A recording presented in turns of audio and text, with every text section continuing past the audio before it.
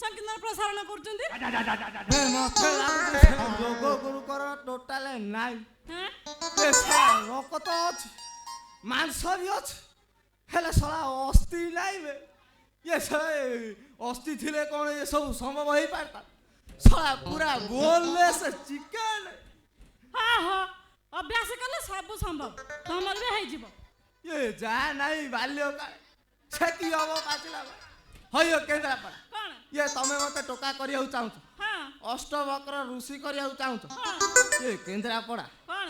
ଇଏ ତମ ଯୋଗରେ ଏମିତି ଗୋଟେ ପୋଜ ନାହିଁ, ଡବଲ ପୋଜ ତମର ମୋର ମିଶିକି କରିଥାନ୍ତେ। ବୁଝିପାରିନି। ଏ ବୁଝିପାରିଲନି? ନା। ଏ ମାନେ ତମେ ମତେ ଟାଣିବାକୁ କହୁଛ ମୁଁ ଟାଣୁଛି, ହଁ ଫାଡ଼ିବାକୁ କହୁଛ ମୁଁ ଫାଡ଼ୁଛି, ଏ ଘୋଷାଡ଼ିବାକୁ କହୁଛ ମୁଁ ଘୋଷାଡ଼ୁଛି। ହେଲେ ଏକା ଏକା କେନ୍ଦ୍ରାପଡ଼ା ଇଏ ଏମିତି ଗୋଟେ ପୋଜ କରନ୍ତନି, ଏଇଟା ତମର ମୋର ମିଶିକି କରନ୍ତ। ଭାବୁଛି ସେଇଟା ମୁଁ ଭଲ କରିଥାନ୍ତି। ଅଛି ଯେ ଏଇ ଅଛି ଯଦି ସେଇଟା କରୁନ କରିବା। ସେଥିପାଇଁ ମୁଡ୍ ଦରକାର। ମୋର ବର୍ତ୍ତମାନ ମୁଡ୍ ଭଲ ନାହିଁ। ଇଏ ମୁଡ୍ ଭଲ ନାହିଁ? ଇଏ କେନ୍ଦ୍ରାପଡ଼ା ଇଏ ତମେ ଆଗ କରୁନ, ତାପରେ ଆପେ ଆପେ ମୁଡ୍ ଆସିଯିବ। କଥା କ'ଣ କି 2 ମାସ ହେଲା ଘର ଭଡ଼ା ଦେଇନି। ଘରେ ମୋ ବାପାଙ୍କ ଦେହ ଭଲ ନାହିଁ। 5,000 ଟଙ୍କା ପଠେଇବା କଥା ଏଯାଏଁ ପଠେଇ ପାରୁନି। ଇଏ ସାହସ ଏଇଥିପାଇଁ ମୁଡ୍ ଭଲ ନାହିଁ। ହଁ ବା। ଏ ଶଳା ମୁଁ ଅଲଗା ମାଇଣ୍ଡ ଭାବି ଦେଇଥିଲି। ଇଏ କେନ୍ଦ୍ରାପଡ଼ା କ'ଣ? କେତେ ଟଙ୍କା ଦରକାର କହିଲ? 5,000। ଏ 5,000? ହଁ। ଏ 5,000 କ'ଣ? 1 2 3 4 5 6 7 ଇଏ କେନ୍ଦ୍ରାପଡ଼ା ଏଇ ନିଅ 7,000 ଟଙ୍କା। ଆଉ ଗୋଟେ କଥା ଶୁଣ, ଆଉ 500 ଟଙ୍କାଟେ ବଳିଲା, କିଛି କରିପାରିବି ହବନି। ଇଏ କେନ୍ଦ୍ରାପଡ଼ା ଭାରି ହାତ ଛଡ଼େନ। ଇଏ କେନ୍ଦ୍ରାପଡ଼ା ଇଏ ତମର ନଜର ନ ଲାଗୁ, ଇଏ 500 ଟଙ୍କାଟା ମୁଁ ଉଡ଼େଇ ଦଉଛି, ଇଏ ନେଇଯିବେ ଆଉ।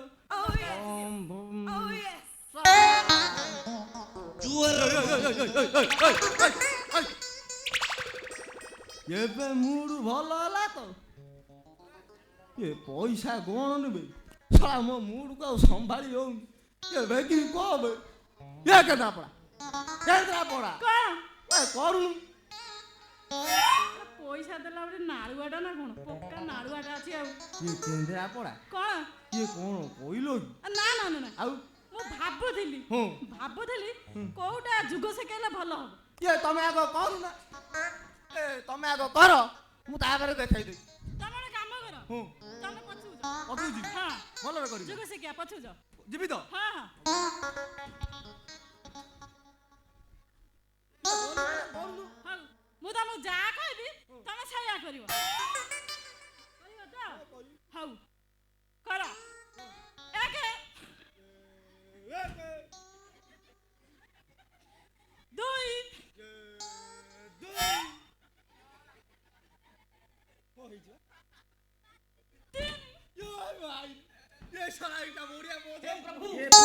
हे हरि राम कृष्ण जगन्नाथ प्रेमानंद, ये क्या हुआ? हे प्रभु,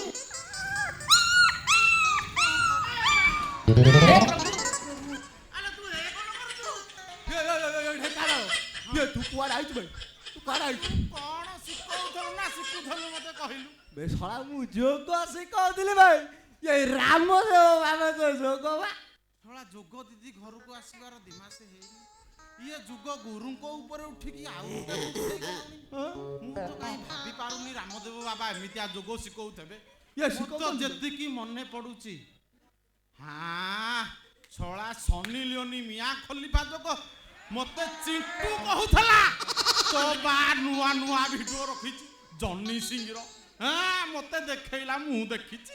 ବେ ଶଳା ଢେଙ୍କାନାଳ ଏ ସେ ସବୁ ତୁ କେମିତି ଦେଖିଲୁ ବେ? ଫୋନରେ ଦେଖିଲି ପରା। ମୋ ଫୋନ ଦିଦି ଏଇ ମୋ ବା ମୋବାଇଲ ରେଡି, ଖାଲି କିଛି ଭିଡିଓ ନାହିଁ, ଖାଲି ହେଇ ଯୋଉ ଭିଡିଓ ହେଇ ଭିଡିଓ ଭର୍ତ୍ତି ହେଇଯାଇଛି। ଢେଙ୍କାନାଳ ବ୍ୟସ୍ତ ହୁଅ। ତା ମାନେ ସିଏ ମତେ ସେଇଆ ଶିଖଉଥିଲା। ହଁ ଦିଦି ତମ ବେଳା ଭଲ, ତମକୁ ଟାବଲେଟ ଦେଇନି ଖାଇବାକୁ। ଟ୍ୟାବଲେଟ୍ ଏ ନାଇଁ ବେ କି ଟ୍ୟାବଲେଟ୍ ଟ୍ୟାବଲେଟ୍ ନାଇଁ। କି ଟ୍ୟାବଲେଟ୍ ଏ ସେଇଟା ମେଡିସିନ ବେ ପାରାସିଟାମଲ। କଣ ତା ନାଁଟା ରହ ରହ ଏ ପାରାସିଟାମଲ କହୁଥିଲା ହେଇଯିବ ବେ। ମ। ନା ଏ ସେଇ ଯୋଉ ନା ଇଏ 650 ବାଲା ତା ମୁଣ୍ଡ ବିନ୍ଧୁଥିଲା। ଭାଇ ଭାଇ କଣ ମନେ ପଡୁନି ବୋଧେ ଭାଇ ବେସନ ହଁ ଭାଇ ବେସନ ଟାବଲେଟ। କେମିତି ହଉଥିଲା ଶଳା ୟା ପୂର୍ବରୁ ଆମ ଘରେ ଜଣେ ଆଗରୁ ଘୁମ ଆଣ୍ଟି ବୋଲି ଥିଲା। ମୋ ବା ତାକୁ ସର୍ବତ ଗିଲାସରେ ଗୋଟେ କାପସୁଲ ଦେଇ ଦେଇଛି। ହଁ ଦିଦି ତ ଜାଣିନି ଡାକୁ ଡାକୁ ଡାକୁ ଡାକୁ କରି ପିଇ ଦେଲା। ତାପରେ ଯାହା ହେଲା ଆଉ କିଛି କୁହନି ଦିଦି। ତାପରେ କଣ ହେଲା ତା ମୁଣ୍ଡ ବୁଲେଇଲା ନାଇଁ। ନା ବାନ୍ତି ହେଲା ବାନ୍ତି ହବ ଏ ପ୍ରେଗନେଣ୍ଟ ହେଇଛି ବାନ୍ତି ହବ। ଏ କଣ ଏଇଠି କଣ ହେଲା ଦିଦି କହିବି ଜାଣିଛ? କଣ ହେଲା ଦିଦି ତ ଜାଣିନି ପିଇ ଦେଇଛି। ପିଇ ଦେଲା ପରେ କଣ ତ ହେଇଛି କଣ ହେଇଗଲା ଯେମିତି ଷଣ୍ଢ ଗାଈକି ତଡ଼େ ଛଳା ପାଠଟା ଓଲଟା। ଗାଈ ଷଣ୍ଢକୁ ତଡ଼ିବାରେ ଲାଗିଲା। ଖାଲି ତ ଭାମ୍ବାରାଡ଼ି କରି ତାକୁ ଦେଖିଲା ଖାଲି କୁଣ୍ଢେଇଲା।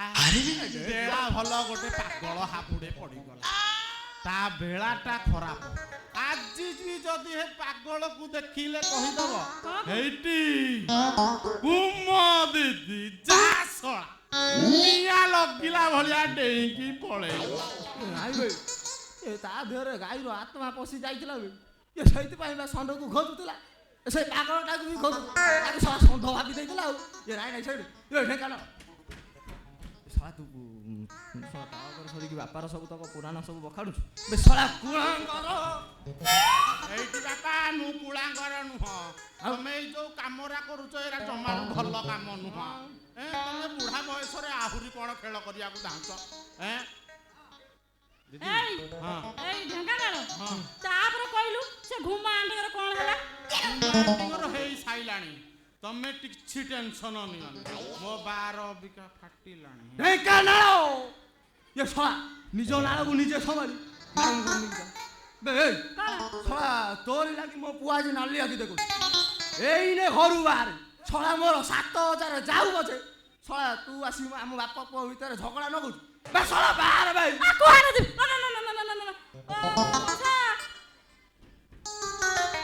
ମଉସା ମୋର ଚାଳ ନାହିଁ ନାଇଁ ବାଳ ବି ନାହିଁ। ଆଉ କଣ ତମେ ଯଦି ଘରୁ ବାହାର କରିଦବ ମୁଁ କୁଆଡେ ଯିବି? ମତେ ଦୟା କର ପଇସା ସୁଝିବାର ସୁଯୋଗ ଦିଅ। ଏ ନାଇଁ ନାଇଁ ଆ ଜମା ସୁଯୋଗ ଦେଇନଥିଲୁ କଣ କଲୁ କିଛି କଲୁ ଶଳା 7000 ମୋଠୁ ଗଣି ନେଇ ଗଲୁ ଆଗ ବାଳୁଟେ କରିବୁ ଗଣୁ ଭାଇ ବାର ବାର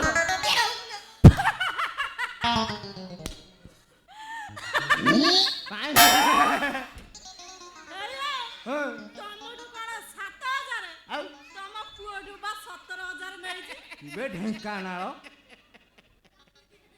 ଏଇଟି ବା ବାଳ ଦିଦି ତମା ଜମା ଟେନସନ ମୋ ବାଠୁ ମୁଁ ଗୋଟେ ବୋଲି ପୁଅ ହେଲା କି ଏଇଠି ମୋ ବା ମଲେ ଏ ଘର ବାରି ସମ୍ପତ୍ତିର ମାଲିକ ମୋଠୁ ଯୋଉ 17000 ନେଇଛ ସେ 17000 ସୁଚିଲା ଯାଏ ତମେ ମତେ ଦେଖେଇବ ମୋର ଉଠେଇବ। ଶଳା କଣ ଉଠେଇବ ବେ ଶୁଇ ପଡିଥିବା ମନ ଦବି ଯାଇଥିବା ଜିନିଷ ହଁ ମାଟି ତଳେ ପୋତି ହୋଇ ରହିଥିବା ଧନ।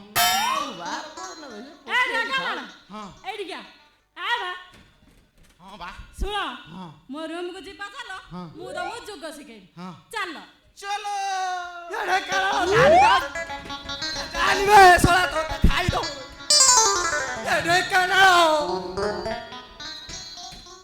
ଏ ଶଳା କେନ୍ଦ୍ରାପଡ଼ା ଭଲ ଗେମ୍ ଖେଳୁଛୁ ବେ ଶଳା ଦେଖୁ ଦେଖୁ ମୋଠୁ 7000 ନେଇଗଲା ମୋ ସାନ ପୁଅଠୁ 17000 ନେଇଗଲା ଏ ଶଳା ଇଏ ବିଶେଷ ସୂତ୍ରରୁ ଜଣା ପକେଇବାକୁ ପଡ଼ିବ ମୋ ବଡ଼ ପୁଅଠୁ ଆଉ 27 ନାଇଁନି ତ